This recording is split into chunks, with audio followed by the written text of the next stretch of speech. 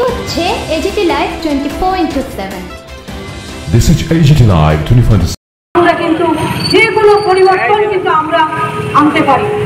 রাজ্য সরকারকে আমরা ক্ষমতা থেকে সরিয়ে দিতে পারি, কেন্দ্রের সরকারকে আমরা সরিয়ে দিতে পারি।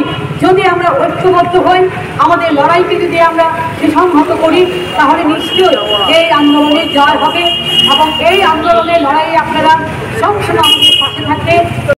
যদি গোটা দেশে এরকম ঘটে, তাহলে আমরা যেন একই কায়দায় এইভাবে আমরা বিক্ষোভে সামিল হই। কারণ শাসকের দল, কেন্দ্রের শাসকের দল, তারা নারীদের পক্ষে কথা বলেন। প্রধানমন্ত্রী গত 15 আগস্ট লালকেল্লায় দাঁড়িয়ে বলেছিলেন, আমরা মেয়েদের নিরাপত্তা চাই, মেয়েরা আমাদের ঘরের সবচেয়ে আসল শক্তি, তাদের নিরাপত্তা যদি আমরা না দিতে পারি, তাহলে দেশের মানুষের নিরাপত্তা থেকে আসবে। কিন্তু আশ্চর্যজনকভাবে আমরা দেখছি প্রতিনিয়ত নিরঞ্জনা স্লোগান তুলছিল বারবার, হিংসা বন্ধ করতে হবে, নারীর উপর হিংসা বন্ধ করতে হবে।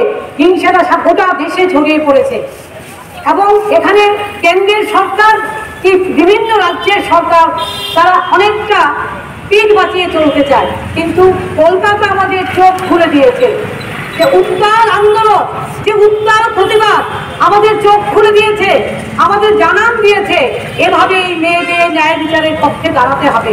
কিন্তু আমরা কেন্দ্রের শাসক দল, পশ্চিমবঙ্গের শাসক দলের মধ্যে একটা গোপন সমঝোতা চলছে। আমরা জানি না এই আর্থিকরের মেয়েটি কোনো ন্যায় বিচার পাবে কিনা, কিন্তু যে কোনো মূল্যে আমরা আজকে বলছি ন্যায় বিচার দিতেই হবে।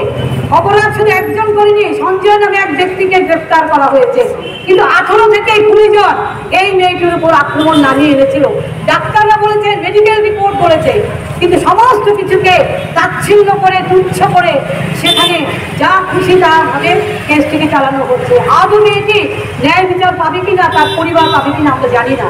কিন্তু বন্ধুগণ, এখানে বোনেরা দিদিরা এসছে, আপনাদের কাছে আমাদের আবেদন, যে কোনো জায়গায় যে কোনো মেয়েরা যে কোনো কাজ করুক না কেন, কাজের জায়গায় তার যেন সম্মান থাকে, সে যেন তার অধিকারের কথা বলতে পারে, সে যেন তার অভিযোগের কথা কর্তৃপক্ষকে বলতে পারে।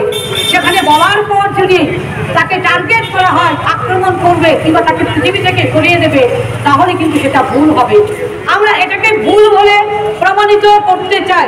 এর জন্যই আমাদের আন্দোলন। আমরা যেমন মজুরি বৃদ্ধির জন্য আন্দোলন করি, আমরা যেমন মেয়েদের অধিকারের জন্য আমরা বলি, ক্ষমতায়নের কথা বলি, পাশাপাশি মেয়েদেরকে সম্মান দিয়ে তার কাজের জায়গায় তার নিরাপত্তাও সুনিশ্চিত করতে হবে। এটাও কিন্তু আমাদের অন্যতম প্রধান দাবি। আমি আর বেশি কথা বলতে